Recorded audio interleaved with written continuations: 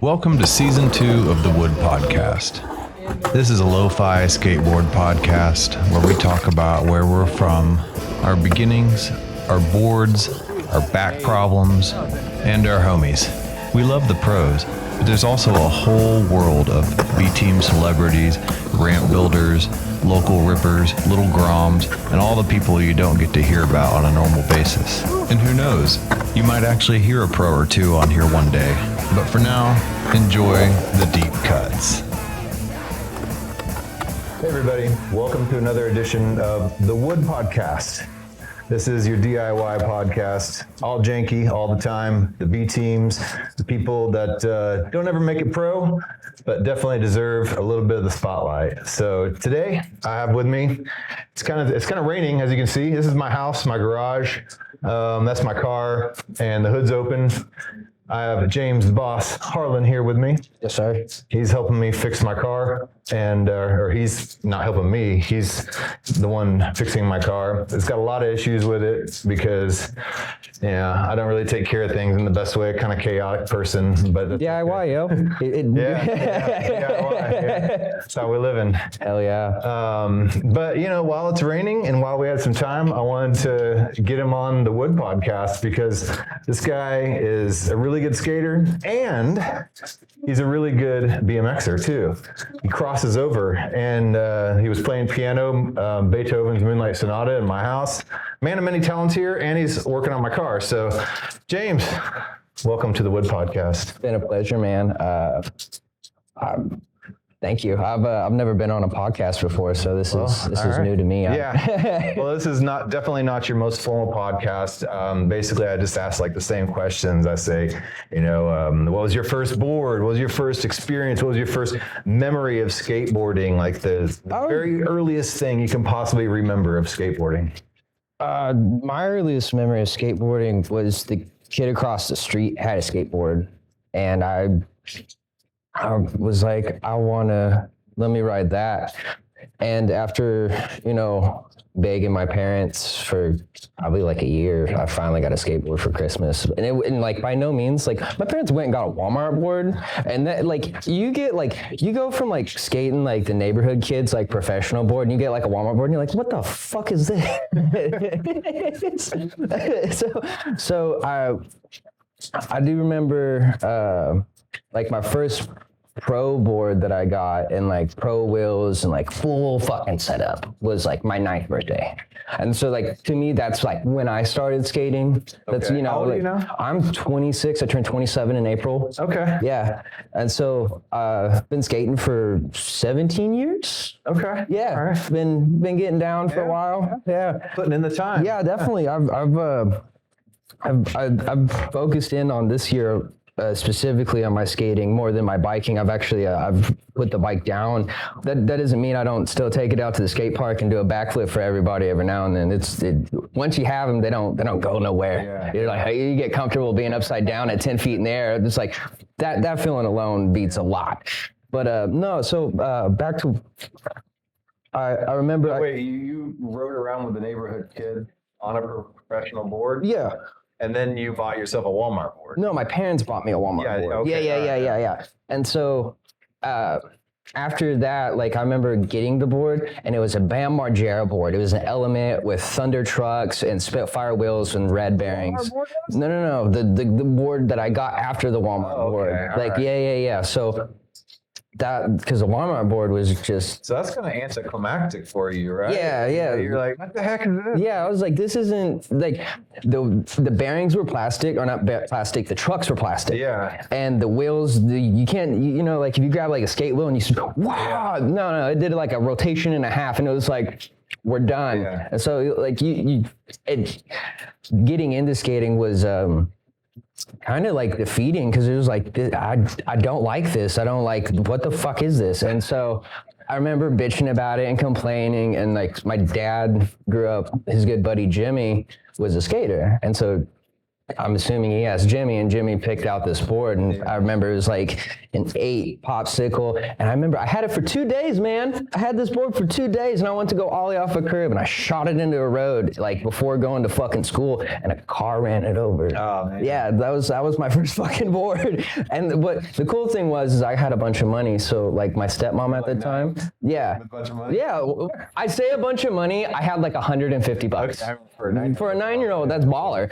So that like same week, my stepmom took me to the mall, and I went and picked out another board, and I think I got a I don't know if they make them anymore. You ever heard of bacon skateboards? Yes. I got a bacon board for my second board, way. and I skated that thing for fucking 3 or 4 years before it finally was like, Okay. yeah, and like to the point to where there was no nose and tail. Like it was a fucking planket when I got done with that thing.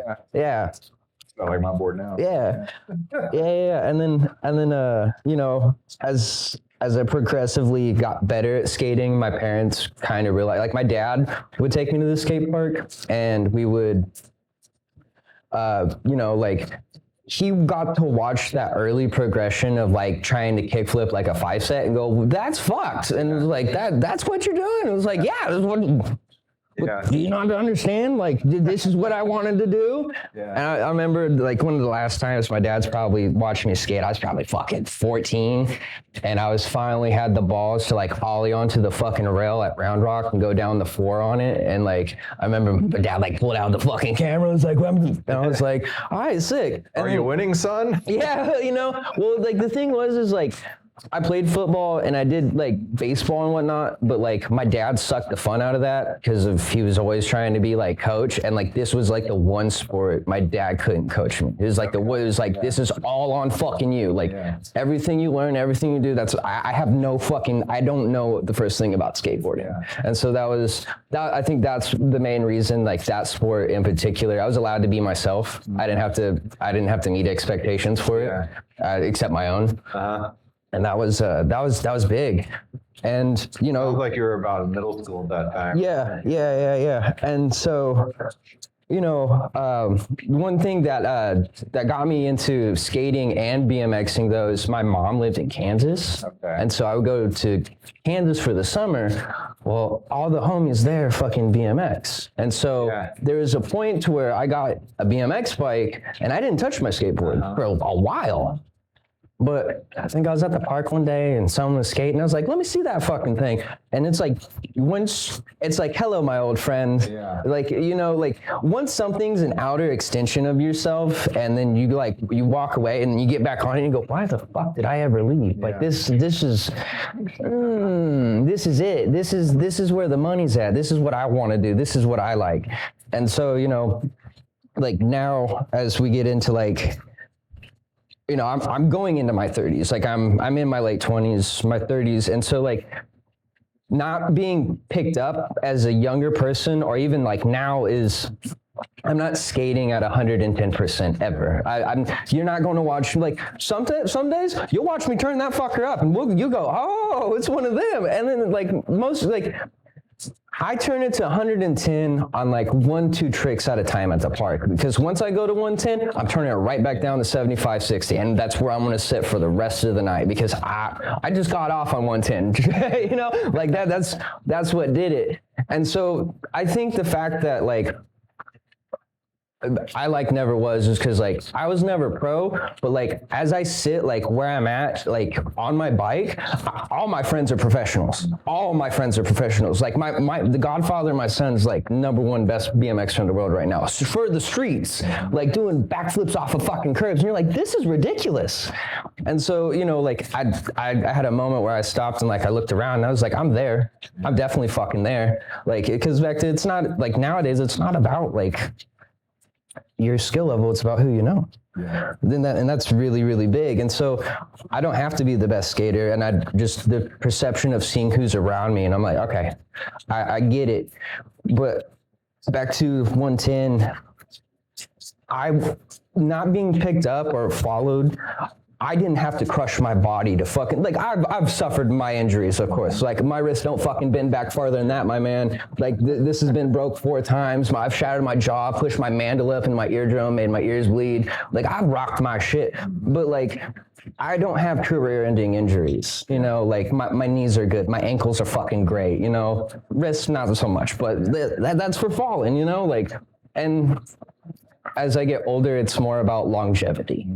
Because like, I have a boy and I have another boy coming into this world, so I have 2 boys that look at dad as like this like larger than life figure, and so to be able to ride at like that level at older and still be like a fucking gangster, you know, like that's kind of like, that's the goal. That'll forever be the goal now. I could care less if anyone ever fucking follows me or fucking watches me skate. Like, I'm your favorite's favorite. And I like being that. Like, you know, oh, this dude's awesome. It's like, ask him who his favorite skater is. I want to know who that guy's favorite skater is. And, you know, and you get like inspiration and heroes, but like, who do you go to the skate park and you like to watch? You know, those are like, when people ask me my favorite skaters, like, it's never a pro. Like, I don't watch pro parts. That's the whole thing about, like, because to me, that's like a circus. That's like, that's cool. You did that. That's gangster. That's a sick clip, but to go out every day and to look for stuff like that, that's ridiculous. And that's to each their own, for sure. But like, that's not me. Like, I'll cruise at the park with you and I'll skate the street spot with you. But like, you're like, hey, let's go to a 12 set. And I'm like, dog, I'm not doing that today. I'm not, no. We've already hit on a lot of the questions I was going to ask, but we'll get back to a lot of that. Back to Kansas. Yeah. And, you said you were at the park, you were riding a lot of BMX. Like, Austin has like a mecca of a BMX scene, apparently, right? Austin, I think. My brother, he does crossover. Yeah. You know, you've been, you know, Casey Miller, I don't know, the old 9th Street guy with like Slasher Steve and Santana and like, Big Rob and all those guys. I know Big Rob. Yeah, all those dudes. You know, Dougie Fresh. He was on this show. Oh, was he? I did an episode with him. I went to his house, and he, you know, got in that terrible accident, so he can't really ride his bike at all anymore, or walk for that matter. But like, he still has stories. But the crossover style, when I see people like my brother skate, it's like he skates real big, floats ollies, like he's used to riding BMX ramps, and you have that same style when I've seen you skate. Oh, like, dude, you know, thank you. Well, fast and big. Yeah, well, one thing that when you cross over and you get on a bike, and from like,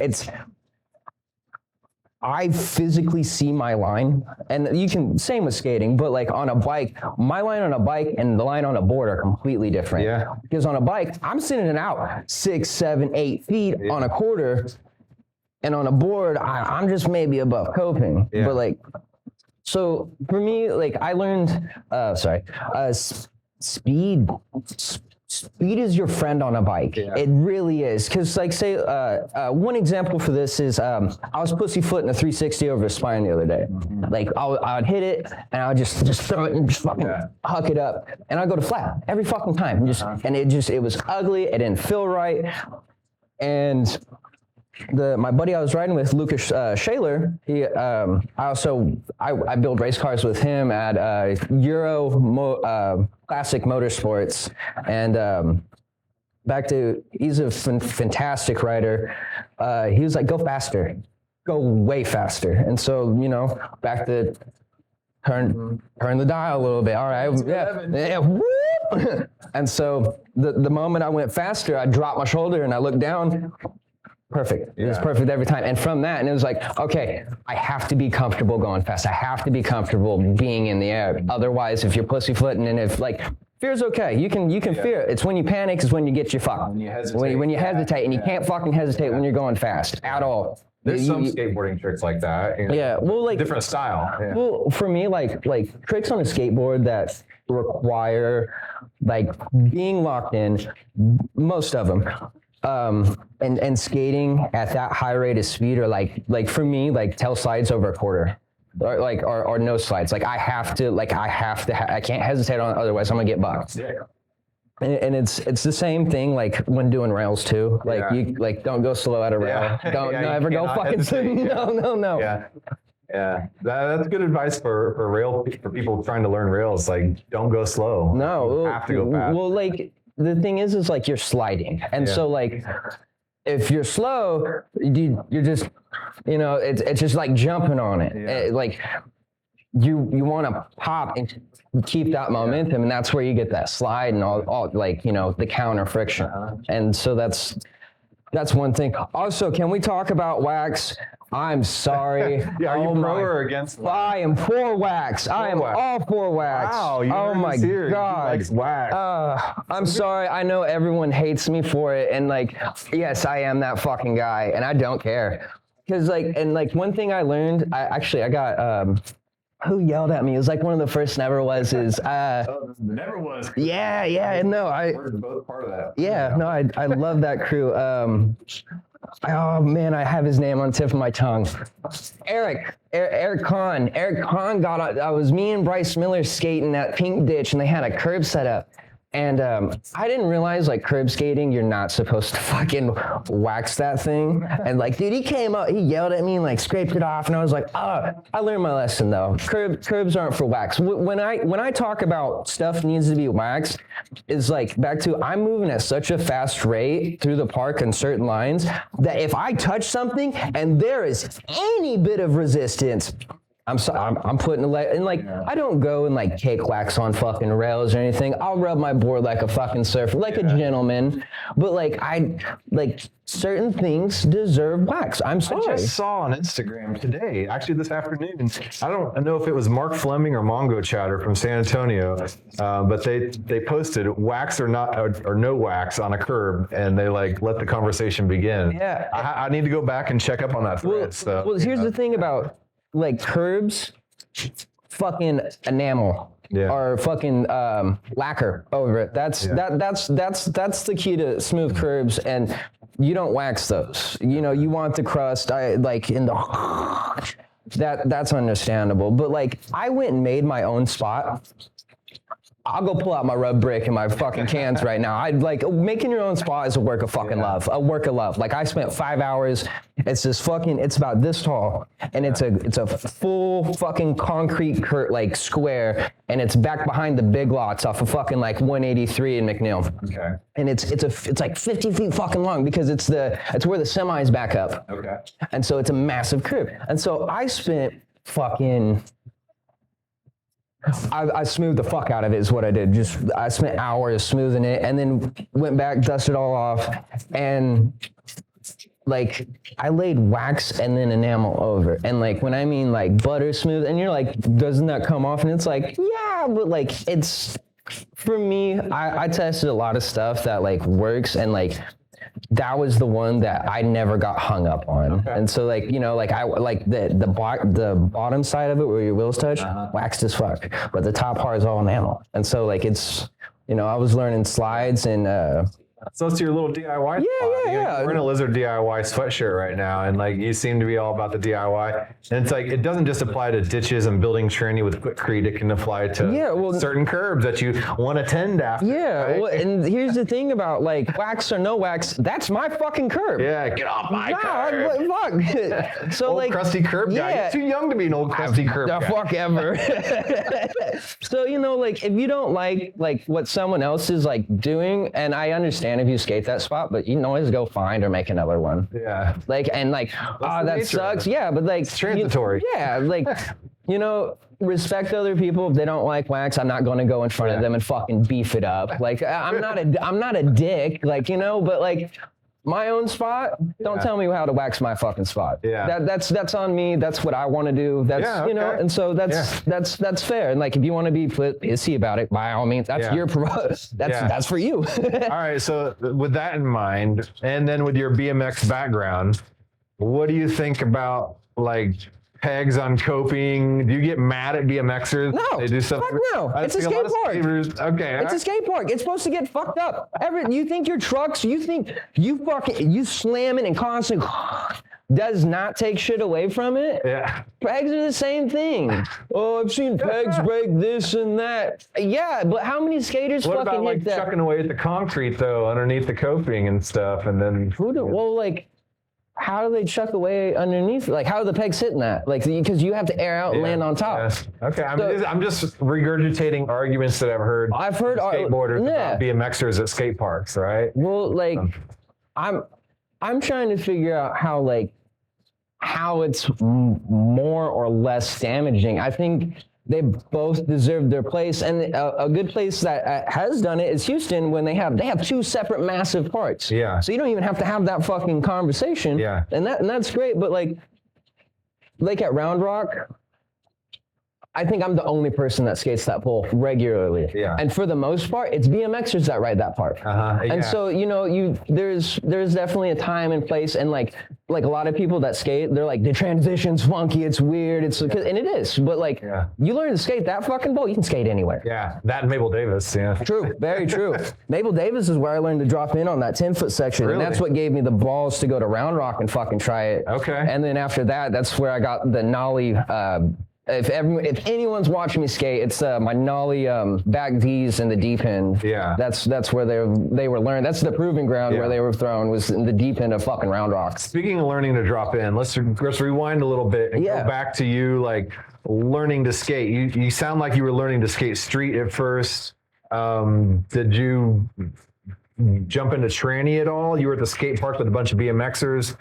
Like, did you have a crew? Like, what did you skate? So if we're talking about like early skating and whatnot, I skated years before I touched a bike or like was used to transition. And so what had happened back, we go back to Round Rock. I moved to Hutto when I was 9 from Wichita, Kansas. As a kid, you moved here as an adult. No. So I moved to Hutto when I was 9, and so if you skated Round Rock back in the day, they had some fucking gangsters up there, and like when I mean gangsters, like there's a certain time where you could not drop into the street section because you just get fucking wrecked, you just get bummed, and so.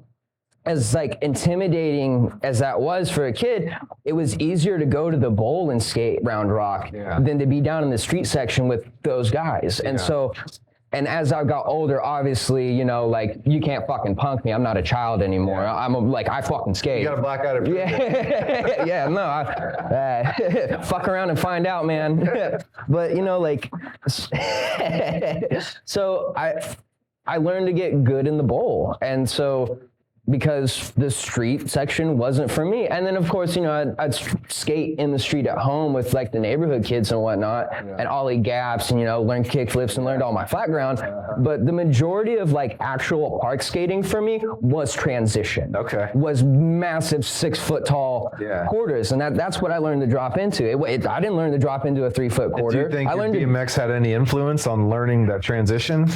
No, well, learning transition on a skateboard influenced BMX because I didn't touch the bike till after that. Okay. And so once I got back on a bike and went to Round Rock, I was like, I know this ball. I wasn't, you know, pedaling around or pissing around. I was doing the fucking cradle like first day because I saw someone do it and they're like, just go fast. I was like, okay, you know. And so that was that like my progression on a bike was fucking like monstrous, absolutely ridiculous. Because like in a fucking year, I was riding at such a higher level than the guys that I had started riding with. That like they were like dumbfounded because I didn't fucking care about my well-being. I didn't care about my body. Like I got a video of James Harlan crashing on YouTube. And it's me jumping out of Round Rock Skate Park over the handrail in the big quarter, gapping and over the fence. And there's a tree that's no longer there because the tornado that went through. Yeah. But that tree is maybe 20 feet tall. You can pause the video. I'm level with that fucking tree, my man. And you just watch me like come in like a body slam my chest. And like I had maybe started riding a bike for 8 months at that point, and I was doing shit like that. Yeah. And so it just like. I just throw yourself is, you know, like when you're young and like doing it, throw yourself at it. Trust me, dude, you got a lot more bounce than you think. Is it going to suck? If you fuck up, yeah. But if you fucking land it, the glory is glorious. Yeah. I kind of skate the same way. I mean, now at 48, I don't really get as rowdy as you do, but. Right. Well, you know, like you still get rowdy though, and that's like the fucking goal still, you know, like me at 48, James, do you want to go skate? And like be like, no, fuck no, I'll go cruise with you, but I'm not, I don't want to bounce off the ground that hard. I don't like bouncing off the ground that hard now. Yeah. So did you have a crew at Round Rock that you would meet up, like the skaters? Yeah, well now I do. Back then, not as much. It was like small homies, like the neighborhood kids we'd go with, or like I have a good friend Garrett from school that I majority would skate with, and then I didn't know anyone from Round Rock. But like as I've gotten older and like I spend like every other day there. Yeah. I do know everyone, and everyone does know me. Like, I'm the OG of the park. I'm the oldest person that's been skating the park the longest. Not a lot of dudes that I know go to Round Rock. No one does, and that's like, actually why I like it so much. Or Pflugerville. Yeah, well, I mean, y'all stay at those fucking parks. Don't come to Round Rock. I like my space. like come skate with me every now and then, but like, don't pack up my park. I don't like that. I can gym jam with everybody, but like the people that do go there, and like if there is a big influx, like there's going to be a comp March or April there, and like I get to, like, that's my park, like that's home to me. That's where I get to show out, and like my lines there beat my lines everywhere, like, you know, because I can touch everything, and everything gets played with, like, you know, like, so that's kind of, but now the crew is like my buddy Steezy, Dylan, Dion, we got Mike, Nova, like there's a solid group of guys that go out there now. And Brady is a stone cold killer with it, dude. Like I remember, I think he was doing like nollie backside hill over the hip, but like it doesn't look like he popped it, and I was like, what was that? What was that? He was like nollie. I was like, that was too clean to be switch nollie. What the fuck? No, you say that your bread and butter is on what? Like, what you mean? On like your bread and butter trick. My bread and butter trick's fakey big spin. I do it over everything. Yeah. You did it over that manhole that the zombie baby did. No, it was man, I got worked that day. Yeah, you did. Yeah, you got the Tom Brokaw award. Yeah, Tom Brokaw award. Yeah, you have the shirt on, actually. Look at this. This is from the NeverWas crew. Like basically a group of older dudes. Oh, there's your mic. Yeah, my mic came off with the hoodie. Yeah. Okay. Can you hear me now? Yeah. And that is, for you younger generation, that is Tom Brokaw, the anchor man for one of those, news channels in the 80s. The Tom Brokaw Award. Yeah. You got it. Yeah. See, and the thing about Tom Brokaw is it's the best slam. Yeah. And the thing about the best slam and winning this award is I've not only won it once, I've won it twice, my man. And this isn't an award you go out to win. Nobody wants this award. Nobody wants to win this award, but I'm two-time winner. It's just, you get all those guys coming out, and it's like, all right, well, we're gonna turn the dial up, and I'm gonna show out a little bit, and I'm gonna have some fun. And I think that's what happens is back to you turn it up, and you start. How did you get involved with all the Stupid Fest guys? You found out about it before me. Yeah. This year was my first year. This year's my sixth or fifth or whatever we're on now. Yeah, I've been from the beginning. Last year was, so I met Rhett and Bryce Miller. And this was way back. I met Bryce at Cedar Park Skate Park during a bowl jam. And then I met Rhett at Pflugerville in the morning, skating in the bowl in the back. And Rhett introduced me, or Rhett met Bryce, and then they were part of like some Facebook group together, and they invited me to it. And I was NeverWas. And I was like, okay, cool. And then Bryce like literally showed up at my house one day and it's like, we're doing this, grabs me and like shows me, I meet everybody and everybody knows me. And then but you're a younger dude. NeverWas is notoriously for like older dudes. Yeah. Well, like the thing was is like I don't discriminate against anybody. Cool, man. Like the way how old you are, how good you skate. As long as you're willing to like skate with me, like you can do whatever the fuck you want. We're good. Yeah. We're solid. You are kin to me. We're cool. And so, you know, and also I think like those older guys need like, you know, they're already hyped. They got Chip, but Chip, the official hype man. Oh, absolutely. For the local Austin skateboarding scene. Oh, yeah. I guess we better close the hood. Yeah. I noticed it's been coming down pretty hard. Yeah. Get that oil. It's all finished up. We just got to put oil in it and wheels. But yeah. Yeah, no, I think the younger energy, because me and Bryce brought a certain type of hype and just like level to like the skating, you know, because love my kick turn dudes, love the curves, but like you get okay, let's throw those two gnarly dudes in there and let's see what fucking happens. And you're like, oh, this is the shit. Yeah. This is awesome. Like, and you know, I think that it'll encourage the kick turn dudes to take it up a notch. Yeah, definitely. Yeah. And I love watching really that. Cool. I love watching them get down. Yeah. Shout out to my boy Doug. Love Doug. Doug Peterson, is it Doug? Oh yeah. I'm at the last Stupid Fest. Yeah. Our favorite Canadian. Yeah. Yeah. Yeah, man. It really surprised me that people were coming down from Canada and from all over Norway, the Norwegian. Yeah. There's one of the dudes in the group in the Facebook group is like lives in Tel Aviv or something like that. Really? Yeah. Wow. So I don't know. Yeah. I do love NeverWas. I love being a part of it, and it's definitely like something I look forward to every year now, and have for some time since I was 21, actually. Yeah. So, you know, since I was like an actual baby compared to y'all. Yeah. But so do you think you want to pass skateboarding on to your kids, or how do you think you're going to approach that? Because you don't want to be one of those dads like, you're going to skate, you know, like a football dad. No. But at the same time, you want them to skate, right? Well, see, you program it. Yeah. And the way I've programmed it is, the oldest one is I do everything with my family. Yeah. As you notice, I don't go anywhere without my wife or my baby. Yeah. So same thing goes to skate parks. Who do you think's sitting in a stroller watching me go around? Yeah.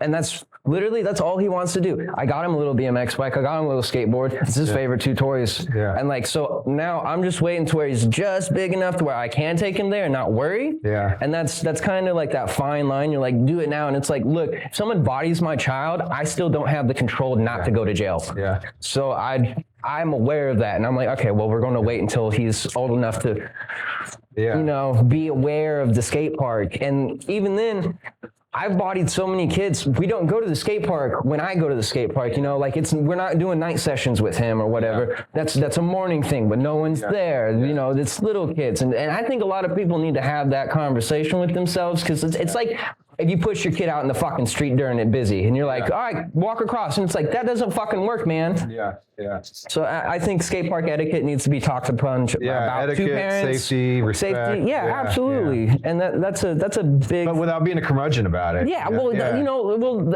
because I've gotten a couple curmudgeon-y, like older dudes when I've been trying to teach my daughter. She's roller skates, and she's now at the point where she can just go off on her own. But during that time up to then, I've encountered a couple curmudgeon-y old dudes. I'm like, dude, you know, like this is like, let the kid learn. Yeah, no, well, for sure. And like the thing is like, I'm not going to be a dick, but like I will come up to him like, hey, can you please talk to your kid, or can you move? And I do it a lot, and a lot of parents like that because I'm polite about it, and I understand, because I also have a kid, and I would like to be told if my kid is in the fucking way. Yeah. Because get your fucking ass, come here. Yeah. You know, like. Not to do a little plug real quick, but for the skate gym that I'm opening up, this is specifically what we're going to teach kids, is skate park etiquette, how to be safe and how to be respectful, and the right times to go and stuff like that, how to watch for other skaters and be aware of your surroundings. Yeah, just to be aware at the skate park is really big. Yeah. And, you know, also being comfortable on the board, that's another one, because if you're comfortable on the board, then you can maneuver. That's right. And that's a big thing, you know, and everyone's like, Ollie's number one. No. Perception is number one rule in skateboarding. That's what we're teaching first. Yeah, 100%, man. And I know you already said that you don't pick pros, but if you had to pick 3 pros that have been like a big influence on you, like a style wise, and that you like, and that doesn't even have to be an influence on you, just 3 pros that you like their style. Off the gate, Grant Taylor. Okay. I love Grant Taylor. Grant Taylor's style is immaculate. Danny Way, the one thing that, so like growing up in like the early and late 2000s skating, and like I got to watch 90s style transition from like baggy pants and like curb tricks to now we're watching guys send it down 16 sets and really start to show what skating's made of. And so that's my generation of skating is I got to watch like it come back and like, this is what we're doing. And so watching the X Games was big, and Danny Way, and like I'll throw Bob Burnquist in with Danny Way because Bob Burnquist is just a switch god and it's just awesome to watch both of them skate, and we'll just connect them into one because they're kind of, you know, like nobody skates at that level, and it's just like it's awe inspiring, and that's kind of what I wanted to do for a long time was mega ramp. And honestly, I could probably do it on my bike. Yeah. And full truth, I could probably get comfortable enough to actually flip it on my bike, and it's just like it'd be airing that fucking 40-foot quarter is what's scary. It's not jumping the gap,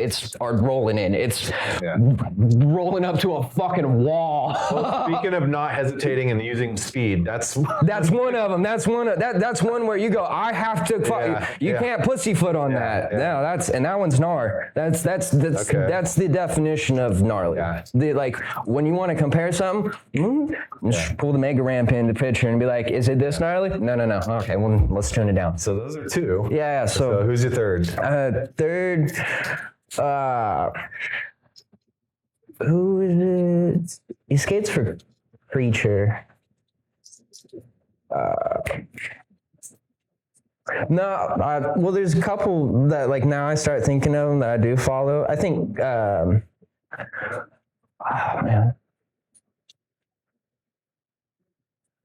I'm stumped on this one. Yeah, that's a good question.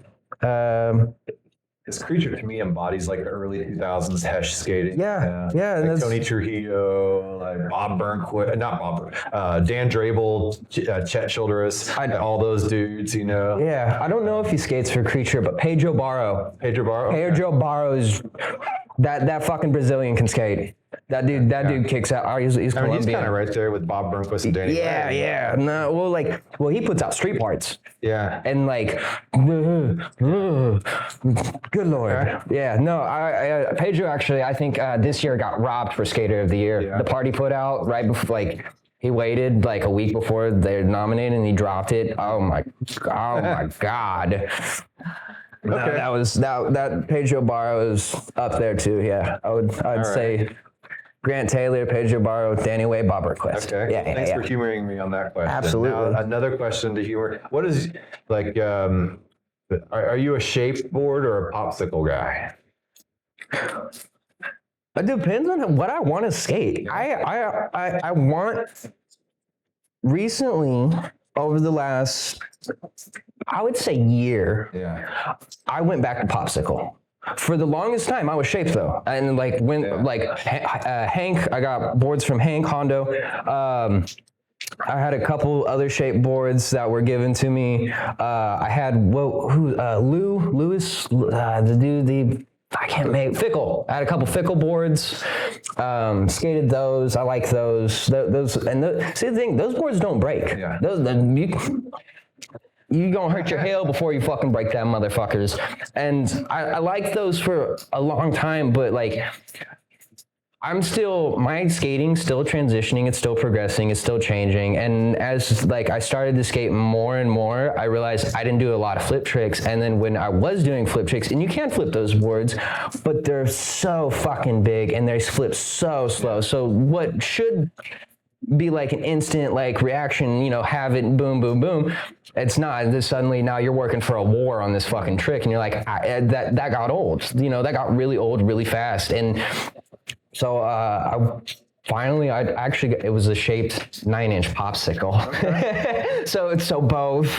Yeah. And it was, handmade, and I skated that fucking thing forever. I ended up breaking it, actually. That's how hard I was skating it, and that I fell in love with it. And so now I only skate 875 9 pop, but I have a shape board right now because I broke it, and I've been struggling. And popsicle, trucks and wheels. Do you have any preference? 169 trucks. I skate like indies. Yeah. I skate super 58 mil.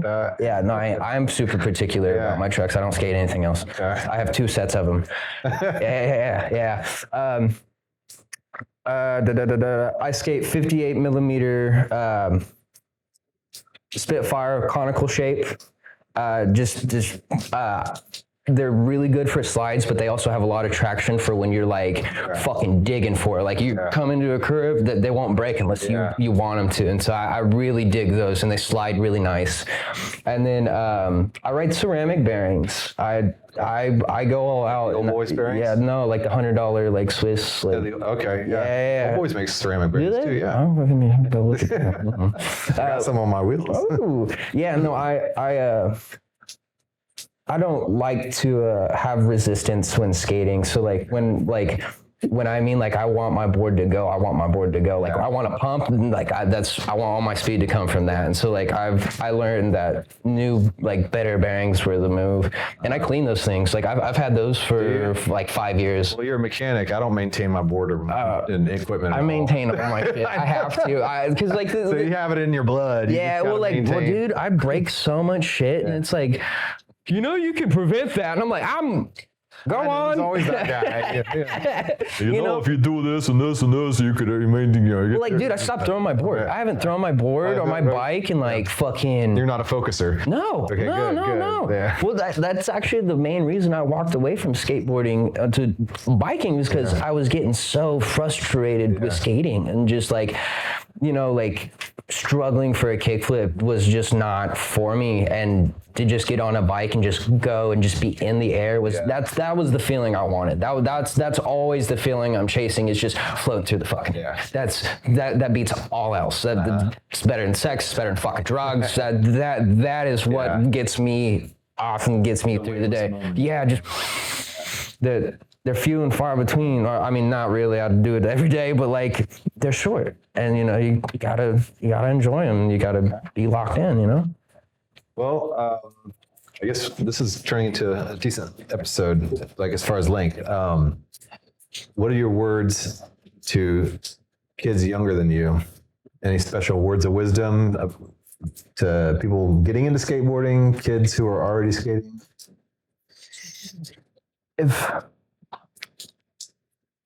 The main thing about skating, and the one thing that you'll learn as you skate, is who's got the weaker and stronger mindset. Because skating will give you a stronger mindset. It will help solidify failure as success. And because you need to fail to succeed. And you need to fail a lot to learn how to succeed correctly, because the best way to learn is to do it wrong. It's the absolutely best way, because the moment you go, this fucking sucks, how do I change this? That's when you go, oh, and you have an awe moment, and you work backwards, and you go, okay, I'm doing this right. This is where I'm messing up. Okay, I need to work on this. And that principle alone can be a set in anything in life. So if you're willing to skate, you're willing to fail, and you're willing to succeed. And that's it. That's the only thing I have. That's 100%, man. I couldn't agree more. Yeah. So I guess we can now just pitch your auto mechanic business. Yeah, I'm a mobile mechanic. If y'all ever need your car worked on, call me, 512-716-5661. I'll come to you. And I'm cheaper than most shops. I'm $75 an hour if I really got to put my hands in it. And diags are $20. Just got to cover my gas. And if you don't need mobile mechanic and you need race car work, Euro Classic Motorsports. We'll build long tube, we'll build you a cage, we'll do whatever you want. We like nice people with empty not empty, with blank checks. Those guys are cool, and a lot of time. Yeah. All right, man, you heard it from the source. All right, well, thanks for coming on. Oh, it was a pleasure, man. It was like, great. Thank you for listening to the Wood Skateboard Podcast. I hope you enjoyed the episode. If you have any questions or want to learn more, just go to theskategym.com. Now quit listening here and get out and skate.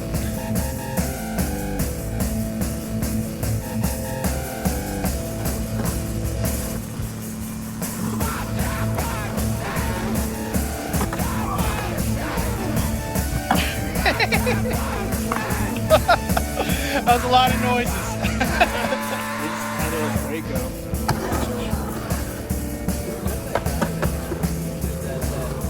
Brought to you by Eureka Street Creative, The Skate Gym, Hellstick, and Beware Skateboards.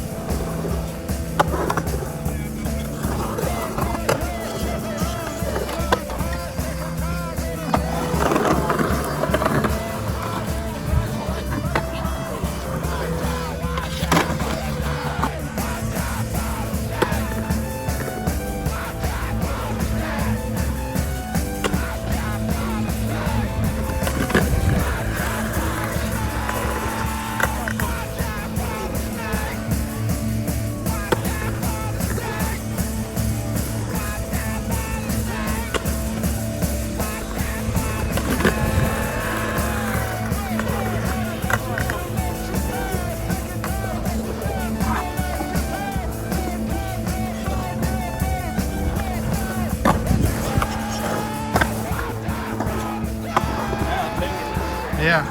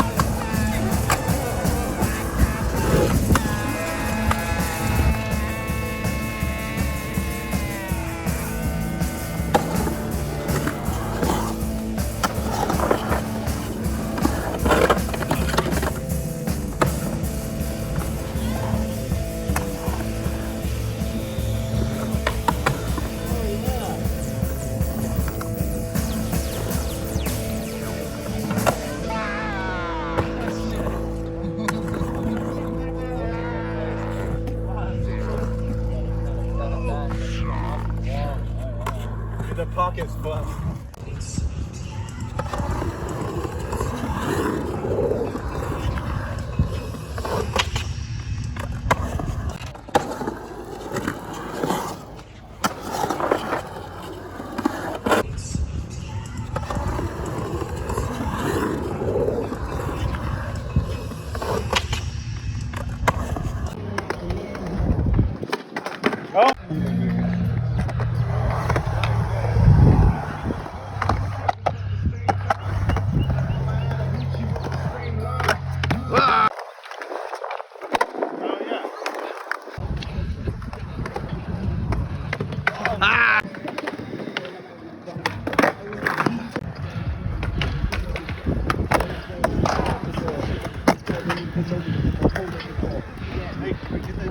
Get the G-turn.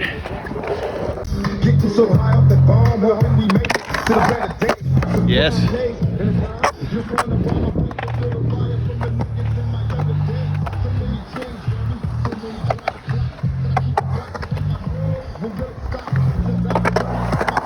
Nice.